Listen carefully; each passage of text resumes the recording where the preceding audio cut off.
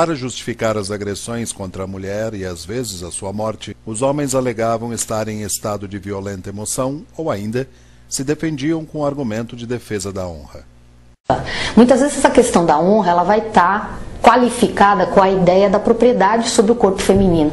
É até interessante quando você pega, por exemplo, uma mulher, ela nunca diz, este é o meu homem, ela diz, esse é o meu marido. Isso normalmente é assim. O passional, ele não quer negar a autoria, ele assume a autoria. Então o que o advogado vai dizer? Que não foi ele? Não pode, porque todo mundo sabe que foi ele. Vai dizer que ele estava sob violenta emoção? Também não pega isso, porque ele planejou o crime. Então quem planeja não está sob violenta emoção. É um sujeito frio, calculista e cruel que comete crime assim. Aí o que eles inventaram? Inventaram que o sujeito mata para lavar a honra, porque a mulher o traiu. Um absurdo, sem pé nem cabeça, e que durante algum tempo nesse país absolveu realmente homicidas passionais. Mas hoje não acontece mais isso. Essa legítima defesa da honra, isso aqui já não existe mais. Até meados de 1830, 1890, você poderia falar na legítima defesa da honra. Só que hoje não é mais possível. Nosso código é de 1940, Código Penal Brasileiro, 1940. Esse Código Penal não admite mais a legítima defesa da honra, e sim somente a legítima defesa, que não se confunde com a honra. O que os advogados alegam hoje, mais comumente, é a violenta emoção, que também não cola, né? É uma coisa que os jurados não aceitam, na maioria dos casos, porque não tem violenta emoção onde há premeditação. E todo crime passional cometido por homem, que eu conheço até hoje, foi detalhadamente premeditado, de emboscada, de surpresa, para pegar a vítima sem que ela tivesse a menor possibilidade de fugir. E isso não é violenta emoção, porque se vocês lerem o artigo 121, parágrafo 1º do Código Penal, lá está escrito que a vítima, né, tem que fazer uma provocação injusta com relação ao agressor, e a reação do agressor tem que ser imediatamente após a provocação. O agressor não pode ir para casa, passar um mês pensando e depois matar a vítima porque foi provocado há 30 dias. Não vale isso como violenta emoção. Quando lidamos com os seres humanos, seus sentimentos são imprevisíveis. A mulher, quando tomada de forte emoção, pode ser mais instintiva que um homem extremamente violento.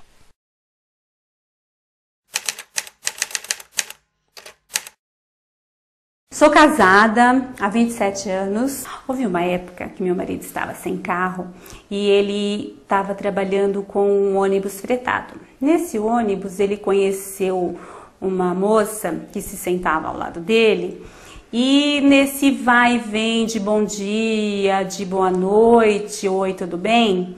Eles começaram a se relacionar. Até então eu nunca soube de nada, passou-se uns 8 meses, 9 meses, e eu recebi um telefonema anônimo, que no caso seria a empregada dela, falando que sabia que meu marido estava andando com tal pessoa, se eu queria conhecer e que estava me esperando em tal local. Eu, muito curiosa, fui até o local. Nisso, cheguei lá, era a mãe da própria. E na hora quis se identificar e falou, olha, eu sou mãe da pessoa, tenho fotos, posso te provar que é verdade. Me mostrou a foto, eu vi que era verdade. Me pediu que não fizesse nada no momento, que esperasse a hora certa para fazer. Eu concordei no dia, né, do acontecido, esperei um final de semana e deixei rolar as coisas e tal. Nisso eu chamei ele para conversar, mostrei a foto, ele falou que era verdade e que já tinha acabado, que não queria mais saber. Eu convidei para ele sair de casa, se ele quisesse continuar com a moça, poderia, a gente se separaria numa boa. Ele disse que não, mas mesmo assim eu quis conhecer a moça, conversei com ela, fiz a mesma pergunta, se ela queria ficar com ele, que não tinha problema, eu sairia fora, não tinha problema nenhum. Ela disse que não, que tinha acabado, então eu concordei com os dois, cada um foi para o seu lado. Passou-se 2 meses, ele estava dormindo e eu fui atender o telefone dele que estava tocando. Eu vi que era uma mensagem para ele para se encontrar no outro dia de manhã, tal hora que o filho ia para a escola, ela ia estar só para ele aparecer lá. Aí nessa hora perdi a cabeça, taquei o celular na cabeça dele, peguei um cabo de vassoura, agredi ele fisicamente. Nisso resolvi também que ia na casa da própria. Fui até lá acompanhada da minha filha, do meu filho, do meu genro. Chegando lá, ela abriu a porta e eu falei para ela porque que ela tinha mentido, que não queria mais, mas ainda continuava. Ela continuou mentindo. Eu fiquei enlouquecida, subi em cima dela, arranquei os cabelos dela, bati muito nela, fui parar na delegacia. Lá o delegado, ele me acalmou e ele falou se eu queria abrir um processo, disse que queria, processei ela poderia perder a guarda do filho dela durante 6 meses se ela voltasse a se relacionar com meu marido. Aí ela ficou meio com medo, disse que não ia mais. Eu acho que acabou, não tenho certeza, mas o acontecido foi isso e não me arrependo. Se precisar fazer de novo, eu faço tudo de novo, novamente. Sou uma pessoa agressiva, não perdoo.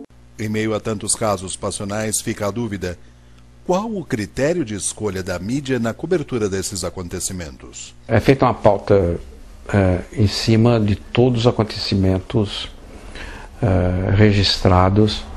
Nós temos uma atenção permanente com tudo o que acontece na cidade. Homicídios, furtos, roubos, tráfico de drogas, agressões, lesões corporais, casos que violam de uma maneira ou outra a integridade física de alguém. Então, esses casos, na redação, você tem eles relacionados. Qual deles você vai cobrir é um critério que passa, primeiro, pela chefia de reportagem, em todos os horários, inclusive toda a madrugada, por exemplo. E aí, de comum acordo, a chefia de reportagem com o editor-chefe de cada telejornal vão definir qual é um assunto que vai merecer um VT, qual é um assunto que vai merecer um link para ser acoplado ao VT, com uma entrada direta ao vivo, geralmente, para amarrar esse VT, qual o caso que vai merecer mais tempo, mais espaço, mais investimento, mais deslocamento, enfim. Isso entra no espírito de cada telejornal. Esses casos são altamente de interesse público e é óbvio que tanto a televisão como o rádio, até mesmo a internet, exploram esses casos. Não é buscar sensacionalismo, não. É atender uma curiosidade natural do público telespectador. De uma maneira geral, as pessoas se interessam por saber detalhes de uma coisa anormal, né? De uma verdadeira aberração. Isso, ao longo da história, sempre foi motivo de grandes coberturas, né? Mesmo com a crescente cobertura jornalística nos casos de crimes passionais, atualmente esse tipo de crime ocupa um lugar expressivo nas taxas de homicídios em nosso país.